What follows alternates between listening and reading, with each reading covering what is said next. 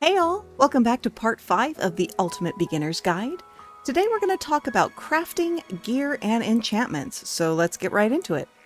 Alright, so the first thing that we're going to have to do to get crafting is building a workbench. The workbench requires 10 stone and 10 wood to create. You can place it down by equipping it from your inventory and then place it where you want on the ground. You will see all the crafts that you can do from your inventory crafting, plus a few more, including some equipment, crafting tables for items such as food, items for farming, and even a few simple items for building. The furniture workbench is where you'll be able to craft more interesting and aesthetically pleasing building items and furniture. We'll go into a lot more of this into detail when we talk about the building mechanics in a later episode. The furniture workbench requires 5 stone, 5 logs, and 1 copper ingot to build. The potion brewing stand makes all sorts of potions, from healing, mana, stamina potions to environmental protection potions that help you later on. It requires 5 copper ingots and 4 red herbs to make. The hatter is where you make almost all of the headpieces in the game. It requires 5 copper ingots, 5 sheep's wool, and 2 leather to create.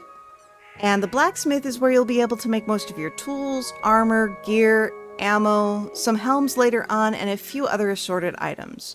This requires 5 stone and 5 logs to make. The stone furnace is where you'll be smelting your ores into ingots and creating other items like glass, ceramic, and even lower level refining stones. It needs 10 stone and 10 logs to create. The washing machine is used to remove all enchantments from an item, including some of the more stubborn enchants that don't come off when removing them from your inventory, like wet. It requires 5 stone, 5 logs, and 5 copper ingots to make. The repair station needs 10 iron ingots, 10 stone, 1 blacksmith, and 5 logs to create. And we'll go into this a bit more in a moment. The cooking pot, which has all kinds of food recipes in it, needs 6 stone and 6 charcoal to create. You can make the charcoal by putting wood in the campfire. And the campfire uses 5 stone and 5 logs and is used to make basic foods as well as some materials in it. There are going to be many more crafting tables that become available as you age up. Some are improved versions of what I've already mentioned, and others are completely new and help get more materials for bigger and better crafts. You can use the magnifying glass at any time to see the materials needed to create something or to see what that item is used for. Certain crafts require you to find a blueprint before you can make them, such as the multi-sling, certain gun extensions, and other items. To see how to get these items, you can look at the details on the blueprint screen. Right-clicking or pressing X on the gamepad will use a blueprint you do not already have and add it to your collection. You will only need to use the blueprint once per character, and then it'll appear in the crafting table from then on out. Alright, so now that we have the basic tables built, let's get into talking about your gear. Each gear item has its own stats that are designed either for a physical build with attack or other physical modifiers, a magic build with magic attack or other magic modifiers, or a hybrid build with both. Some items even have skill bonuses on them, like the Fox Mask of Trial, which will give you 1 level in Eye Slash, Rabbit Jump, Acrobatic, and Double Jump. To use the active skills on these items, drag the item to your hotbar and it will use the active ability when you use that hotkey. There are 8 gear slots on your character. The head slot for hats and helms, the body slot for clothes and armor, the back slot, which is where your gliders, wings, or jetpacks are placed, the main hand slot, which holds your primary weapon or tool, the offhand slot, which you can hold a secondary weapon, shield, or offhand tool like magic catalysts, and the ammo slot, which on top of holding ammo can also have whetstones, talismans, or combat tools, and also 2 accessory slots. As you age up, better options will become available for your gear, including better armor, weapons, and tools. When you've made the gear that you want, make sure to lock your gears so that you don't accidentally destroy them or use them as fodder in the refining table or even trade them to your picture book. You can lock an item while it's selected in your inventory by clicking the left mouse button while pressing C or using the left and right triggers while pressing down on the left stick. A little padlock will show up in the corner of all locked items. While most of your gear items do not take damage, your weapons and tools do lose durability when they're used, and they will break. They're not lost when they break, but you will need to repair them before you can use them again. There are 2 ways to repair. In your inventory, where the items will lose some of their max durability, or in a repair bench.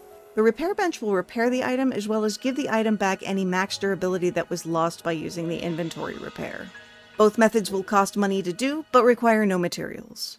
Lastly, and most importantly, let's talk about enchantments. Enchantments are the most important aspect of your gear. They increase your stats, damage output, defense, health, mana, and everything else more than any gear or leveling will do.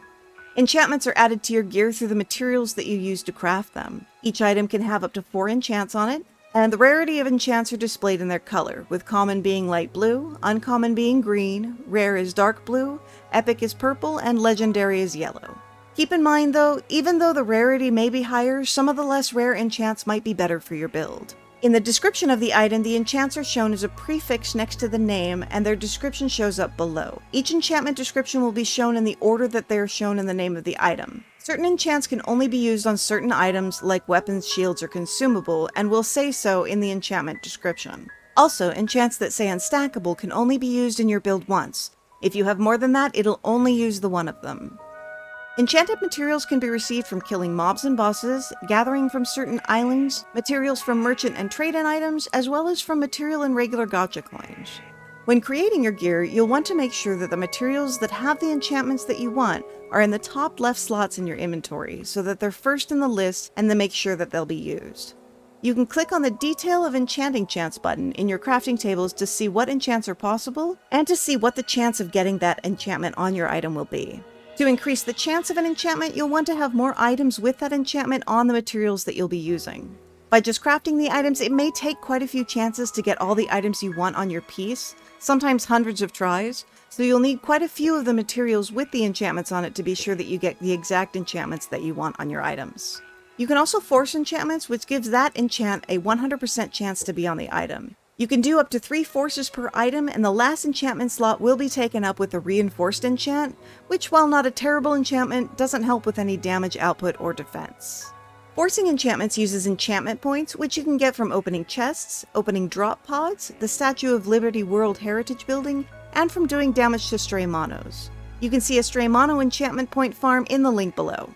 Another way to enchant is through the enchantment table, which you get when you reach the age of scientific research. This table uses scrolls that are received from completing floors on the boss rush dungeon to add or replace enchantments on weapons and offhands only at this time. The nice thing about the enchantment table is that you can force the 3 enchants on your weapons and offhands, and then use the enchantment table to replace the reinforced enchant with something better from one of the scrolls. I go into more detail on the enchantment table in both the boss rush dungeon video and the enchanting table videos in the links below.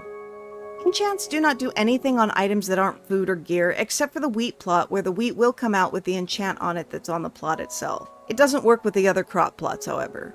For a more detailed description of enchantments, where you can get them in specific builds, you can see Nielsen's guide in the link below. And that's all we have for this video. Episode 6 will be up next, where we talk about weapon use and combos. If you have any questions or comments, you're welcome to join us in our Discord in the link below, or feel free to leave a comment on this video, as I do answer those as well. As always, thank you guys so much for watching. If you enjoyed this video, click like and subscribe, and have a great day.